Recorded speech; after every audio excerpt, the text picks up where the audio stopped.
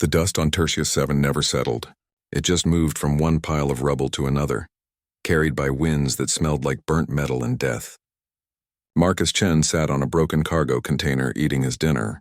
The food was terrible, but after 3 weeks alone on this dead mining colony, he had stopped caring about taste. His job was simple. He went to places where battles happened and cataloged what was left behind. Broken ships, damaged equipment, anything that could be sold or recycled. It was lonely work, but it paid well. Most people refused to come to these places. Too many ghosts, they said. Too much death. Marcus was chewing on a protein bar when he heard the sound. It was soft, almost like a whisper. He looked up from his meal, his hand moving slowly to the stun pistol on his belt. Pirates sometimes hid in wreckage, waiting for salvage workers like him. "Please," the voice said again. It was small and weak. "Can we eat your leftovers?" Marcus froze. The voice spoke Galactic Standard, but the accent was strange. He scanned the rubble around him. Nothing moved. Then he saw them. 4 small creatures emerged from behind a collapsed wall. They moved slowly, carefully, like they expected him to attack. Marcus recognized what they were immediately, and his blood went cold. Draconids. Even the babies were unmistakable. They had reptilian bodies covered in scales, long tails, and small wings folded against their backs. Their heads were angular, with sharp teeth visible even when their mouths were closed. These 4 were young, probably not even a year old. They were also starving. Marcus could count their ribs through their dull scales. Their eyes were too large in their thin faces. The smallest one was limping. They looked at his half-eaten protein bar like it was the most precious thing in the universe. Every human knew about draconids. They were the most dangerous predator species in the galaxy. Adult draconids could tear through starship hulls with their claws. They could breathe in space for short periods. They were faster, stronger, and deadlier than almost any other species known to exist. They were also slaves. The Chromath Empire had conquered the Draconid homeworld 2 generations ago. They took the eggs, raised the babies as weapons, and sold adult draconids as soldiers to the highest bidder. Draconids were property, valuable, dangerous property. These 4 cubs standing before Marcus were probably worth more than his ship. "Can we?" the smallest one asked again. Its voice was barely a whisper. "We are very hungry." Marcus looked at them. Really looked at them. They were children. Terrified, starving children. He made his decision without thinking too hard about it. "Yeah," he said softly. "You can have it." He broke his protein bar into 4 pieces and held them out. The cubs didn't move at first. They looked at each other, confusion clear on their young faces. Then the largest one, a female with unusually bright blue eyes, stepped forward. She took a piece carefully, making sure not to touch Marcus's hand with her claws. "Thank you," she said. Her voice was clearer than the others, more practiced. "This is kindness. It's just food," Marcus said. But he pulled out 3 more protein bars from his pack and handed them over. "When did you last eat?" 6 days, the blue-eyed female said. She distributed the food to the others, making sure the smallest cub got the biggest piece, maybe 7. We lost count. The cubs devoured the food. Marcus watched them and felt his chest tighten. They were so young, so scared. "Where's your mother?" he asked, though he already knew the answer. Adult draconids didn't abandon their young. If these cubs were alone, their mother was dead. The blue-eyed female looked up at him. "She died protecting us. When the battle happened, the big ships came and fired at everything. She hid us in the maintenance tunnels, but a missile hit near her. She told us to stay hidden until the fighting stopped." "I'm sorry," Marcus said. The cub tilted her head. "Why? You did not kill her." "I'm still sorry it happened." This seemed to confuse all 4 cubs. They looked at each other, then back at Marcus. The blue-eyed one spoke again. "My name is Sarah. These are my nestmates. Core, Talon, and Ember." She pointed to each cub in turn. Core was slightly larger than the others, with dark green scales. Talon had bright orange markings on her neck. Ember was the smallest, with red-tinted scales and the injured leg. "I'm Marcus," he said. "Marcus Chen, I'm human."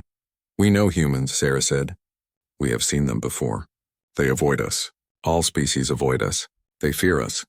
"You're children," Marcus said. "Why would anyone fear children?" Sarah's blue eyes studied him with an intelligence that seemed too old for her age. "Because we will grow up. Because we are Draconid. Because we are born to kill." "Is that what you want?" Marcus asked. "To kill?" The question seemed to surprise her. "Want? We do not understand." "We are weapons. Weapons do not want. They are used. Marcus felt anger rise in his chest. Not at these cubs, but at a galaxy that could do this to children. That could take babies and convince them they were nothing but tools. Listen to me, he said firmly. You're not weapons. You're people. Living beings with your own thoughts and feelings. You get to decide what you want to be. Sarah stared at him. This is human thinking? Yeah, Marcus said. I guess it is. Ember, the smallest cub, tugged on Sarah's tail. Sarah, he whispered. The food made my stomach hurt less. Can we stay with the human? Sarah looked torn. The recovery ships will come soon. The Chromath always come for their property. If they find us with a human, they will kill him. We should go. Wait, Marcus said. He pulled up his scanner and checked the orbital readings. Sure enough, 3 Chromath vessels were on approach. They'd be here in less than 6 hours. They were coming to recover anything valuable from the battlefield. That included Draconid cubs. He thought about what would happen to these 4 children. They'd be taken back to the breeding facilities. They'd be trained to kill, to follow orders without question. They'd spend their lives as slaves, weapons used by whoever paid the most. The smallest one, Ember, probably wouldn't even survive the training. He was too weak, too injured. Marcus looked at his ship in the distance, then back at the cubs. He thought about the sensible thing to do. The safe thing. He thought about how much trouble he'd be in if he helped them. Then he looked into Sarah's blue eyes and saw hope there. Hope that maybe, just maybe, this strange human meant what he said. Come with me, Marcus said, standing up. All of you. I have more food on my ship, real food. And medical supplies for that leg. But the Chromath, Sarah began. We'll have to go through me first, Marcus finished. Look, I'm not going to let anyone take you back to that life. You asked me for my leftovers. Well, I'm offering you more than that. I'm offering you a choice. Cor, the dark green cub, spoke for the first time. What choice? Marcus smiled, even though he knew he was probably signing his own death warrant. The choice to be free. To be people, not weapons. To decide your own future. Sarah looked at her nestmates. They all looked back at her, waiting. She was the eldest, even if only by minutes. The decision was hers. She looked back at Marcus and nodded slowly. We accept your choice, Marcus Chen. We will come with you. Good, Marcus said. He gathered his equipment quickly. Then let's get off this rock before company arrives. Stay close to me and move fast. As they hurried toward his ship, Marcus realized what he'd just done. He'd stolen Chromath property. He'd made himself an enemy of one of the most powerful empires in the galaxy. His life would never be simple again. But as he looked at the 4 small cubs running beside him, trusting him completely, he knew he'd made the right choice, even if it cost him everything. The Wandering Star was not a luxury ship. It was old, patched in a dozen places, and the life support system made strange noises at night. But it was home to Marcus, and now it was home to 4 Draconid cubs who had never known what a home felt like. The first week was difficult. The cubs didn't understand basic concepts that Marcus took for granted. When he showed them the sleeping quarters, they all huddled together in one corner instead of using the beds. When he gave them food, they waited for permission before eating. When Ember's injured leg got worse, the cub tried to hide it because he thought Marcus would abandon him for being weak. We don't leave people behind because they're hurt, Marcus explained for the 3rd time. He was cleaning Ember's wound with medical gel while the small cub whimpered.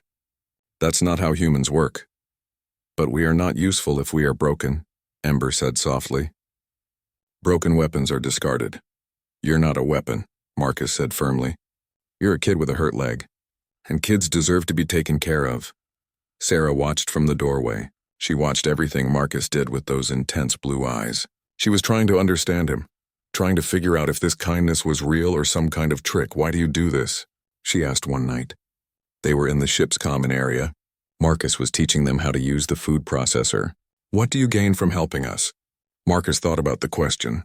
Nothing, I guess. Maybe that's the point. This makes no sense, Sarah said. In the galaxy, everyone takes. The strong take from the weak. The Chromath took us from our world.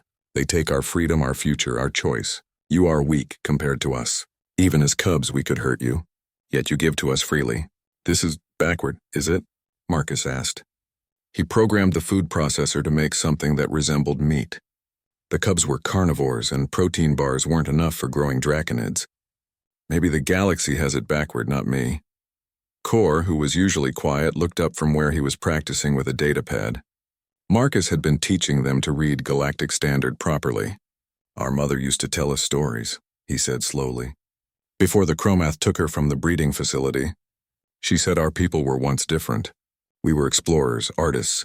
We built beautiful things and traveled the stars to learn, not to conquer." "What happened?" Marcus asked. "The Chromath," Talon said bitterly. She was the most aggressive of the four, always ready to bare her teeth. They came to our world with their armies. They were stronger, they won. They took our eggs and raised us to forget what we were. Now we are only what they made us. "That's not true," Marcus said. "You're only what you choose to be. The past doesn't have to define you." Sarah's tail twitched, a sign Marcus had learned meant she was thinking hard. "You have many strange ideas, Marcus Chen. Where do humans learn these things?" Marcus smiled. "Want me to show you?" He pulled up Earth's historical database on the main screen. For hours he showed them humanity's story. He showed them the wars, the struggles, the times when humans were conquered and enslaved. He showed them the rebellions, the freedom fighters, the people who refused to give up even when defeat seemed certain. The cubs were fascinated. They watched stories of human underdogs winning against impossible odds. They saw humans protecting the weak, standing up to tyrants, choosing compassion over cruelty even when it cost them everything. "Humans are small," Sarah said, her eyes glued to the screen, "physically weak. In any fair fight with most species, humans would lose. Yet you survive. You thrive. How?" "Because we're stubborn," Marcus said with a laugh. "And because we don't fight fair. We use our brains instead of our muscles. We adapt, we improvise. We never, ever give up." "And you help each other," Ember added quietly.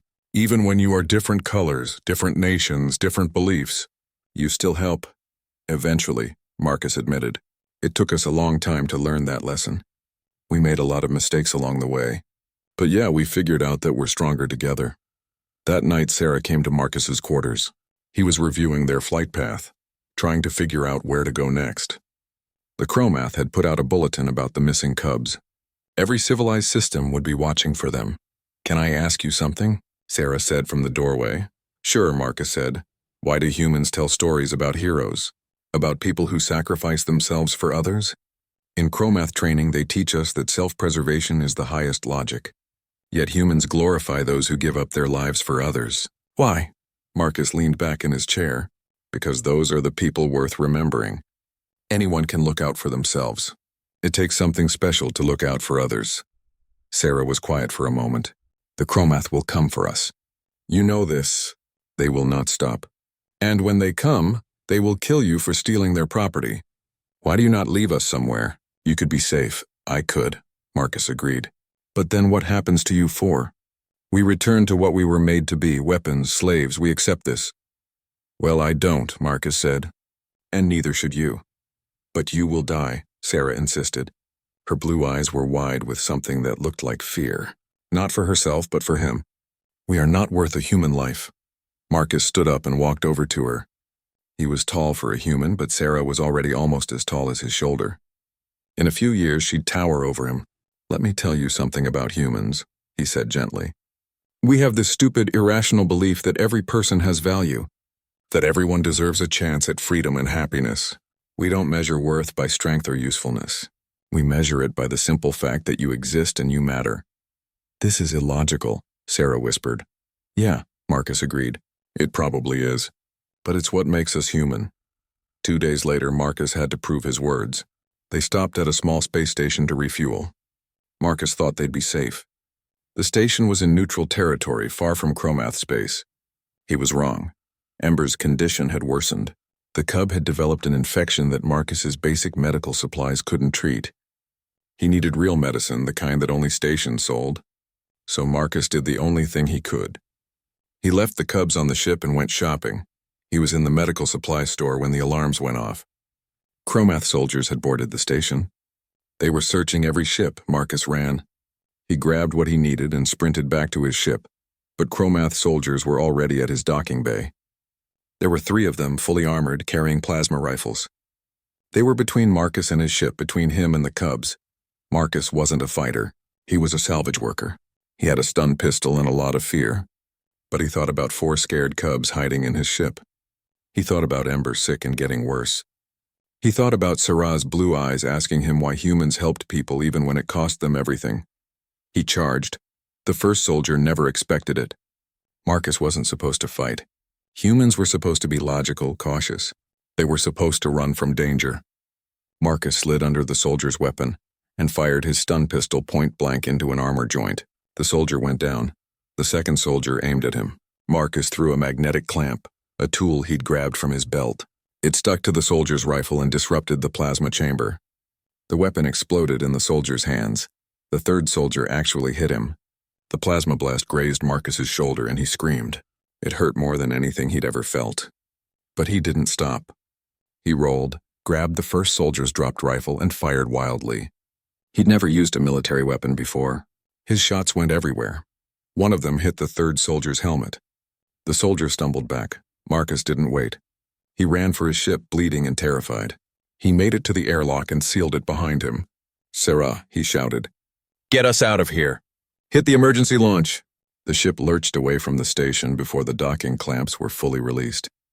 Alarms screamed. Marcus collapsed on the deck, his shoulder burning with pain. 4 small faces appeared above him. 8 eyes stared down at him in shock. "You fought for us," Sarah whispered. "You bled for us." "Of course I did," Marcus said through gritted teeth. "You're my crew, my family." Sarah's eyes filled with something Marcus had never seen in them before. Tears. "We do not understand humans," she said softly, "but we begin to. You showed us something today. You showed us that strength is not only in claws and teeth, it is in choosing to fight even when you should not win." Marcus smiled despite the pain. "Now you're getting it." The cubs carefully helped him to the medical bay. Ember limped along, carrying the medicine Marcus had bought for him. As they cleaned his wound and bandaged his shoulder, Marcus realized something had changed. The cubs no longer looked at him like a strange alien creature. They looked at him like family, and he looked back at them the same way. Marcus knew they couldn't run forever. The Chromath Empire had resources he couldn't match. So he made a decision that terrified him. He set course for Earth. Earth was humanity's homeworld, the center of human civilization. It was protected by defense fleets and political treaties. If anywhere in the galaxy could keep 4 Draconid cubs safe, it was Earth.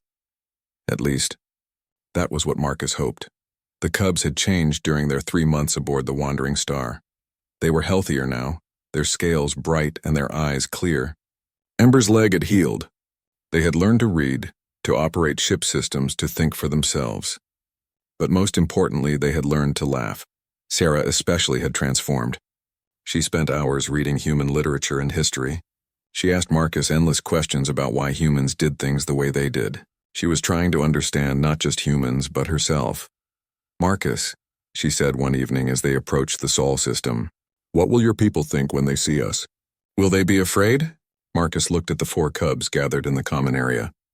They had grown so much. Sarah was now taller than him. Kor was built like a tank. Even Talon and Ember, though smaller, were clearly predators in the making. Yes, humans would be afraid. Probably, Marcus admitted. But they'll get over it. Humans are good at adapting. And if they do not? Talon asked. "If they demand we leave? Then we leave together," Marcus said simply. "I'm not abandoning you. Not ever." Sarah's blue eyes met his and she nodded. Marcus had learned that nods were not natural to Draconids. Sarah had picked up the gesture from him. It was one of many human habits she'd adopted.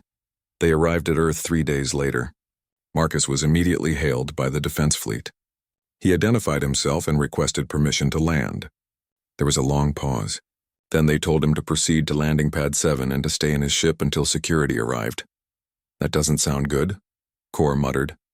"It's fine," Marcus lied. "They're just being careful. They landed at the main spaceport in North America." Marcus told the cubs to stay inside while he went to meet the security team. He opened the airlock and found himself facing 20 armed soldiers and one very angry-looking government official. "Marcus Chen," the official said. Her name tag read, "Director Sarah Yates. You're carrying 4 Draconid juveniles. Do you have any idea what you've done?" "Saved 4 kids," Marcus said flatly. "You've stolen Chromath property," Director Yates snapped. "Property worth millions of credits. The Chromath Empire has filed an official complaint with the Galactic Council. They're demanding the Cubs back and your immediate execution. Not happening, Marcus said. You don't get to decide that, Director Yates said. The Cubs need to be returned before this becomes a diplomatic incident. It's already a diplomatic incident, a new voice said. Marcus turned to see an older man approaching. He wore an expensive suit and had the confident walk of someone important. And we're not giving them back. Director Yates looked shocked. Ambassador Liu, with respect, we can't afford a war with the Chromath over 4 Draconids. Ambassador Liu smiled. Who said anything about war? We're going to do what humanity does best, Director. We're going to make a stand on principle and dare them to do something about it. Inside the ship, the Cubs were listening to everything through the communication system. Sarah's heart was pounding. She had studied human history, but this was different. This was real. They are going to fight for us, she whispered. An entire world. For 4 Cubs they do not know. It's what humans do, Ember said quietly. Marcus showed us. They protect those who cannot protect themselves. Even when it is not logical, Core added. Even when it costs them. Talon bared her teeth in what might have been a smile. I think I like humans. The next week was chaos. The Chromath Empire sent an armada to Earth. 50 warships appeared in orbit and demanded the Cubs be handed over within 24 hours, or they would attack. The Galactic Council held an emergency session. Every species sent representatives. They all said the same thing. Give the Chromath what they want. 4 Draconids weren't worth the destruction Earth would face. Humanity's president gave his response in a broadcast that went to every corner of the galaxy. My fellow beings, President Thompson said. He was an old man with gray hair and kind eyes. Today we face a choice. We can give in to threats and return 4 children to slavery, or we can stand for what's right. The Chromath say these Cubs are property. We say they are people. They came to one of our citizens and asked for help. He gave it. Now they ask humanity for protection, and we will give it. He paused and looked directly into the camera. We humans have a saying. Not on our watch. It means that as long as we draw breath, as long as we have strength to stand, we will not allow injustice to happen in front of us. These 4 young Draconids asked us for help. We don't abandon our own. Our own? The Chromath ambassador interrupted. They are not human. They are Draconid. They are our property. They are children, President Thompson said coldly. And any species that treats children as property is not one we will negotiate with. The Chromath armada moved into attack position. Earth's defense fleet scrambled to respond. They were outnumbered 3-1. Every military analyst said Earth couldn't win this fight, but humans had fought impossible odds before. Marcus stood with the 4 Cubs in a bunker deep beneath the capital city. Other families were there too, humans taking shelter from what was about to happen. The Cubs could feel the fear in the air. This is wrong, Sarah said. Her voice was shaking. They should not die for us. We should give ourselves up. No, Marcus said firmly. But Marcus, no, he repeated. He knelt down so he was eye level with her. All 4 Cubs gathered around. Listen to me. What's happening up there isn't about you being worth this fight. It's about what kind of species we are. If we give you up because we're scared, then we're not the humans I told you about. We're not the people in those stories you read. We're just another species that chooses safety over justice. But you will die, Sarah said. Tears ran down her scaled face. All of you. For us? Maybe, Marcus said. Or maybe we'll surprise everyone. Humans are good at that. Above them, the battle began. Human ships darted and weaved through space, using tactics the Chromath had never seen. They were smaller, faster, more unpredictable. They fired and retreated, attacked from unexpected angles, used the moon and orbital stations as cover. The Chromath had more ships and more firepower, but humans had something else. They had desperation, creativity, and an absolute refusal to give up. In the bunker, the Cubs watched the battle on screens. They saw human ships explode. They saw captains making suicide runs to protect other vessels.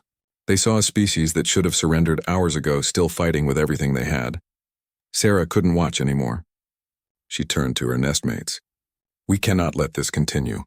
I have an idea, but you must trust me. Always, Core said immediately. Talon and Ember nodded. Sarah approached the bunker commander. I need to broadcast a message. Can you do this? The commander, a tired-looking woman in a military uniform, shook her head. Kid, I can't let you. Please, Sarah said. This is the only way to stop the killing. Something in her blue eyes must have convinced the woman. She nodded slowly and set up a communication system. Sarah took a deep breath. She thought about everything Marcus had taught her. About choosing for yourself, about standing up to tyrants, about being more than what others tried to make you. She opened a channel that would broadcast to every draconid in the galaxy. There were thousands of them, scattered across hundreds of worlds, all of them enslaved by various empires and corporations. All of them had forgotten what it meant to be free. My name is Sarah, she said in the draconid language. She hadn't spoken it since her mother died, but the words came naturally. I am speaking to every draconid who can hear me. I stand on Earth, the human homeworld. The humans fight for me and my nestmates. They die for us. Not because we are strong. Not because we are useful, but because they believe we deserve freedom. She paused, letting her words sink in. I have lived with a human for 4 months. He showed me something I did not know existed. He showed me that we are not weapons. We are not property. We are people. We have the right to choose our own path. Across the galaxy, enslaved draconids stopped what they were doing. They listened to this young cub speaking words they thought they'd forgotten. The humans are weak compared to us, Sarah continued, but they have something stronger than claws or teeth. They have courage. The courage to stand against those who say might makes right. The courage to protect the helpless even when it costs them everything. Her voice grew stronger. I ask you now, my people. Remember who we were before we were slaves. Remember that we were once explorers and artists and builders. Remember that we had families and dreams and choices. She looked at Marcus, who was watching with tears in his eyes. The humans fight for 4 cubs they do not know because they believe all people deserve freedom. Will we do less?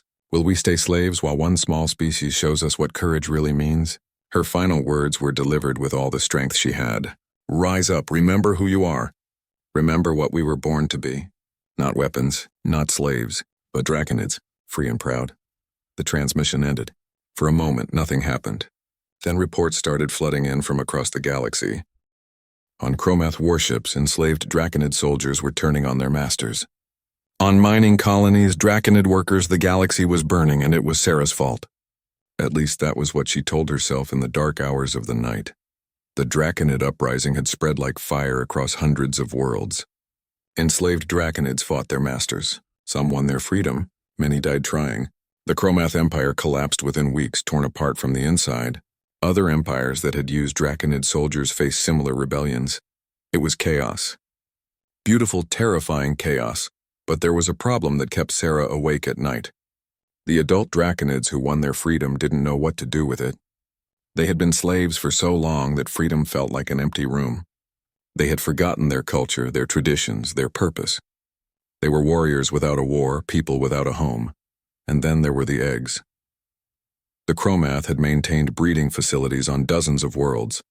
Thousands of draconid eggs were kept in cold storage, waiting to be hatched and trained as weapons. With the Chromath gone, those facilities were abandoned. The eggs were dying. We have to do something, Sarah said. She stood in President Thompson's office with Marcus beside her. The president looked tired. The last month had aged him years. We're already doing what we can, President Thompson said. We've sent aid to freed draconids on 17 worlds. We're helping them establish basic infrastructure. It's not enough, Sarah insisted. The eggs, there are thousands of them. They need special care to hatch properly. Without it, an entire generation will be lost. Where are these facilities? Marcus asked. Sarah pulled up a star map. Red dots marked locations across multiple sectors of space. The largest one is here on Chromath Prime. It has over 3,000 eggs. But the planet is in civil war now. The facility is in a contested zone. Marcus looked at the map and then at President Thompson. I'm going. Marcus, no, the president said. It's too dangerous. Those are children, Marcus said simply. We can't leave them to die. I'm going with him, Sarah said. Core, Talon, and Ember, who had been waiting outside, entered the room. We all are. President Thompson studied the 4 young draconids. They had grown so much in the past months. They were almost adult-sized now, though still young. They stood straight and proud, nothing like the starving cubs Marcus had found on Tertia 7. You understand this is a military operation? The president asked. There will be fighting. We understand, Sarah said. But those eggs are our people, our future. We will not abandon them. The president sighed and nodded. I'll assign you a military team. Special operations. They'll get you in and out. 3 days later, Marcus stood in the cargo bay of a human military transport ship. Around him were 20 special operations soldiers, all volunteers. They were the best humanity had to offer, trained for impossible missions, and 4 young draconids who refused to stay behind. The team leader, a woman named Captain Rodriguez, went over the plan one more time. We drop in fast, secure the facility, and extract as many eggs as we can carry. Intelligence says there are still Chromath loyalists in the area. We avoid engagement if possible, but expect heavy resistance. How do we transport 3,000 eggs? One soldier asked. We don't, Captain Rodriguez said. We transport as many as we can and call for evacuation ships to get the rest. The facility has stasis technology. We just need to keep it running until help arrives. The ship shuddered as it entered the atmosphere of Chromath Prime. Marcus checked his equipment for the 10th time. He wasn't a soldier, but they'd given him armor and a rifle. He hoped he wouldn't need to use it. Sarah moved to stand beside him. She was taller than him now, her blue eyes level with his. You should stay on the ship, she said quietly. This is too dangerous for you. I could say the same to you, Marcus replied. We are Draconid. We were made for fighting. You were made for living, Marcus corrected. Fighting is just something you can do if you have to. But you're right that you're better at it than me. So I'll follow your lead down there. Sarah's tail curled. A gesture Marcus had learned meant she was pleased. You trust me to lead? With my life, Marcus said honestly. They landed 2 kilometers from the facility and moved in on foot. The landscape was devastated. Buildings were collapsed. Fires burned in the distance. Bodies littered the streets, both Chromath and Draconid. This was what civil war looked like. The breeding facility was a massive concrete structure built into a hillside. It looked more like a prison than a nursery. As they approached, they saw Chromath guards at the entrance. They were wearing the uniform of the old empire, loyalists who refused to accept that their world had changed. Captain Rodriguez signaled for the team to halt. We've got at least 20 hostiles. They're dug in with heavy weapons. This is going to get messy. Let me talk to them, Sarah said. Talk? Captain Rodriguez looked skeptical. Kid, they're not going to listen. They might, Sarah said. They know what I am, what I represent. Let me try. Marcus wanted to say no. He wanted to keep her safe. But he remembered his own words. She wasn't a weapon. She was a person, and people got to make their own choices. Be careful, he said. Sarah walked forward alone, her hands raised to show she was unarmed. The Chromath guards shouted warnings. She kept walking. Finally, she stood before them, a young Draconid facing the remnants of an empire that had enslaved her people. My name is Sarah, she called out in the Chromath language. You know me. I am the one who called for the uprising. I am here for the eggs inside this facility. Traitor, one of the guards shouted. You destroyed our empire. I freed my people, Sarah corrected. And now I will save our children. You can fight me and we will all die here. Or you can let me pass and those eggs inside will have a chance to live, to grow up free. Why would we let you take more weapons against us? Another guard demanded. Because they are not weapons, Sarah said, her voice carrying across the space between them. They are children. Children who deserve better than what you gave us. Better than what you gave yourselves. Look around you. Your empire is gone. Your world is dying. But those eggs inside represent hope. A future where Draconids and other species can live without slavery, without war. Don't you want that? There was a long silence. Then one of the guards lowered his weapon. My sister was Draconid, he said quietly. We grew up together in the breeding facility. They trained her to kill, sent her to fight in wars she didn't understand. She died on some distant world for someone else's profit. I couldn't save her. He looked at Sarah with eyes full of grief. But maybe I can save them. He turned to his fellow guards. Stand down. Let them through. Not all the guards agreed. 5 of them opened fire. The battle was brief and brutal. Captain Rodriguez's team returned fire. Sarah and her nest mates moved faster than the human soldiers thought possible. They disarmed guards without killing them, showing mercy even to those who had enslaved their people. When it was over, Marcus ran to Sarah. She had a burn on her shoulder where plasma fire had grazed her. You okay? I'm fine, she said. The eggs. We must hurry. Inside the facility, they found rows upon rows of containment units. Each one held a draconid egg frozen in stasis. The temperature systems were failing. Without power, the eggs would die within hours. "There are too many," Captain Rodriguez said. "Even with the evacuation ships, we can't move them all before the power goes." "Then we fix the power," Marcus said. He was already running toward the control room. The systems were old chromath technology, but he'd worked with similar equipment before. His hands flew over the controls, rerouting power, patching damaged circuits. Sarah watched him work. This was what humans did. When faced with impossible problems, they didn't give up. They adapted. They found solutions. They refused to accept that something couldn't be done. "Marcus," Ember called from the doorway. "We have incoming. More chromath forces. A lot of them." Marcus looked at the power levels. It would take another 10 minutes to stabilize the systems. 10 minutes they didn't have. "Get the eggs loaded," he ordered. "As many as you can." "I'll buy you time." "No," Sarah said. "We all go or we all stay." Marcus turned to her. "Sarah, those eggs are your people's future. You have to—" "You taught me something, Marcus Chen," Sarah interrupted. Her blue eyes were fierce. "You taught me that family means not leaving anyone behind. You are my family. My pack father. Where you stay, I stay." Core, Talon, and Ember moved to stand beside her. "We stay," they said in unison.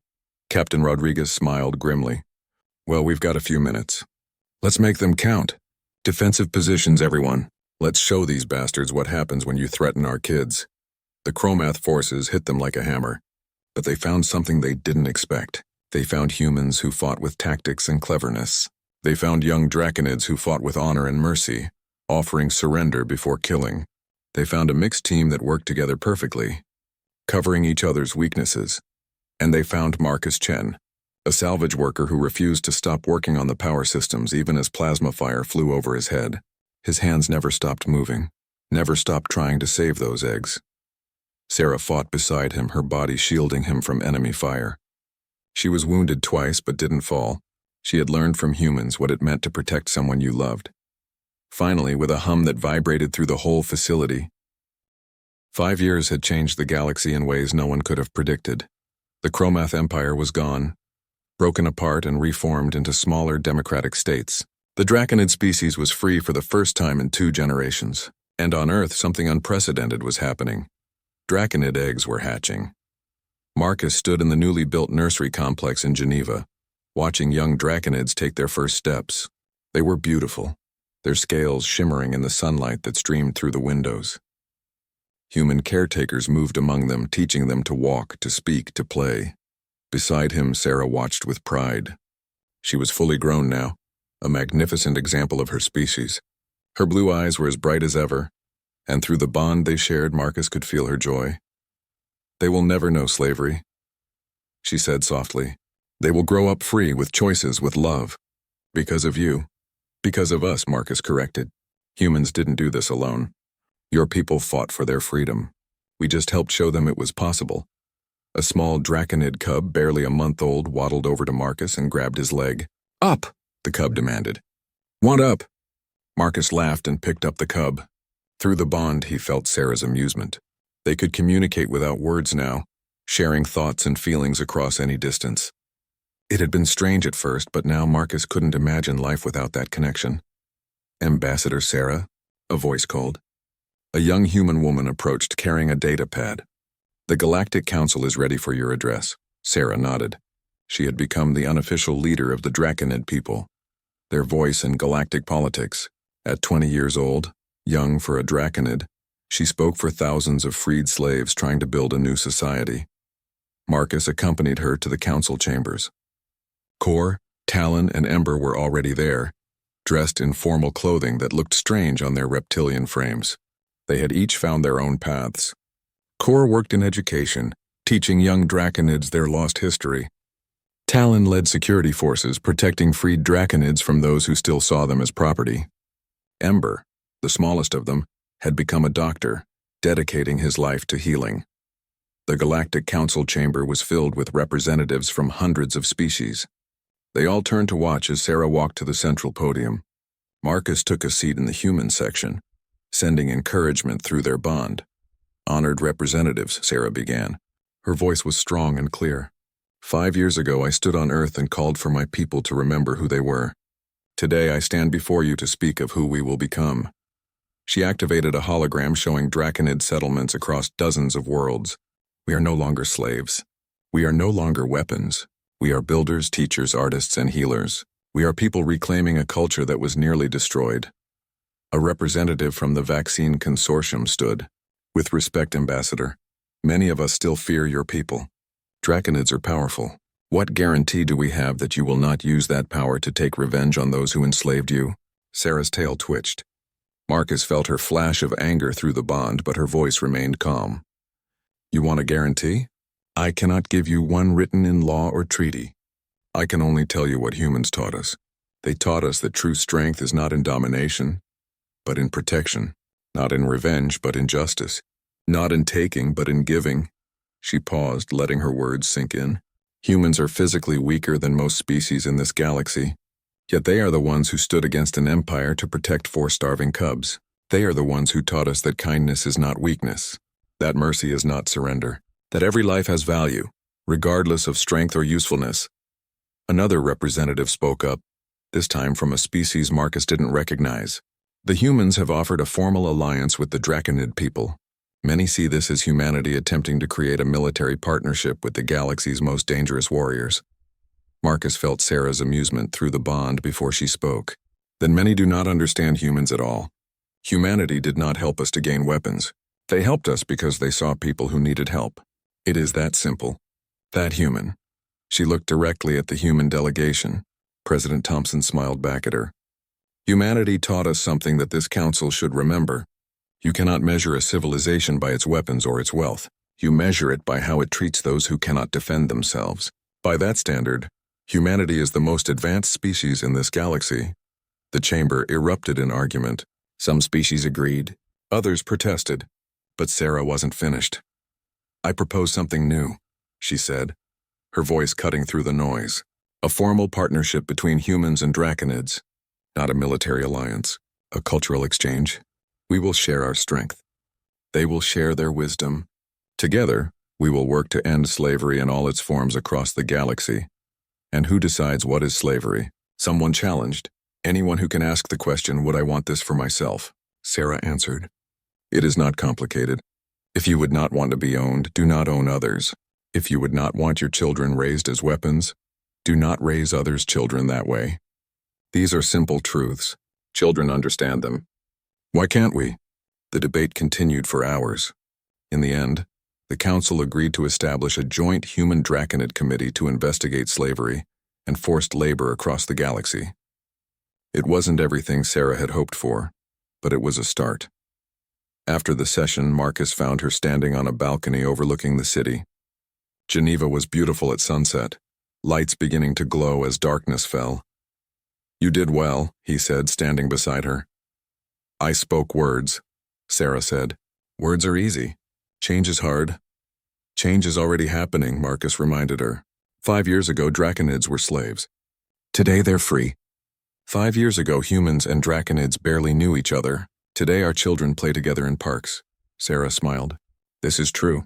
Sometimes I forget how far we have come. I remember being that starving cub on Tertius 7, too scared to hope for anything better. And I remember thinking I was just going to give you some leftovers, Marcus said with a laugh. I had no idea I was adopting 4 kids. Through the bond, Sarah felt his love, his pride in her and her nestmates. She felt his absolute certainty that saving them had been the best decision of his life. Do you regret it? She asked. The bond? Being tied to me forever? Marcus looked up at her. Even standing straight, he only came up to her shoulder now. Not for a second. You're my daughter. Bond or no bond, that wouldn't change. A human child's voice called from inside. Mr. Chen, Sarah, come quick. They hurried back to the nursery. A group of children, both human and Draconid, were gathered around something. As Marcus pushed through, he saw what they were excited about. A Draconid egg was hatching. The shell cracked and a small head emerged. Wet scales, confused eyes, tiny claws. The newborn Draconid looked around at the faces surrounding it. Humans and adult Draconids all watching with wonder and joy. Hello, little one, a human caretaker said softly. Welcome to the world, the hatchling chirped. A young human girl, maybe 6 years old, giggled. "It's so cute. Can I hold it?" "Gently," the caretaker instructed. She helped the girl pick up the hatchling. The little draconid curled up in her arms, already trusting, already safe. Marcus felt tears on his face. This was what they'd fought for. This moment, a draconid child's first experience of the world being one of kindness and safety, not training, not slavery, just love. Sarah knelt beside the girl. "What will you name it?" she asked. The girl thought hard. "Hope," she decided. "Because that's what my daddy says the draconids are. Hope for a better galaxy." "Hope is a good name," Sarah agreed. She looked at Marcus. A very human name. More eggs were hatching now. The nursery filled with the sounds of new life, of children laughing, of a species reborn. Human caretakers worked alongside adult draconids, teaching the hatchlings to eat, to play, to be children instead of weapons. Kor entered the nursery carrying supplies. Talon was with him, and Ember too. The 4 original cubs, now adults, gathered around Marcus. "Do you remember, Packfather?" Ember asked. "When we first asked you for your leftovers?" "I remember thinking you were the scariest thing I'd ever seen," Marcus admitted. 4 baby dragons asking to share my terrible dinner. "We thought you would say no," Talon said. "Every species had always said no to us." "We thought we would die on that world," Kor added. "Alone and forgotten." Sarah placed her hand on Marcus's shoulder. "But you said yes. One human, with nothing to gain and everything to lose, said yes to 4 starving cubs. And that yes changed everything." Marcus looked around the nursery. Dozens of draconid hatchlings, safe and loved. Human and draconid children playing together. 2 species building a future together based on mutual respect and friendship. "I didn't change anything," Marcus said. "I just shared my food." "You shared your humanity," Sarah corrected. "You showed us that strength without compassion is just tyranny. That power without kindness is just cruelty. That the measure of a person is not what they can take, but what they choose to give." A hatchling waddled over and climbed up Marcus's leg. He picked it up, cradling it carefully. The hatchling looked at him with bright, curious eyes. "No fear, no suspicion. Just trust. Can I ask you something?" The hatchling said in a tiny voice. "I'm hungry." "Do you have any food?" Marcus laughed, remembering another time, another group of cubs, another question. "Yeah, he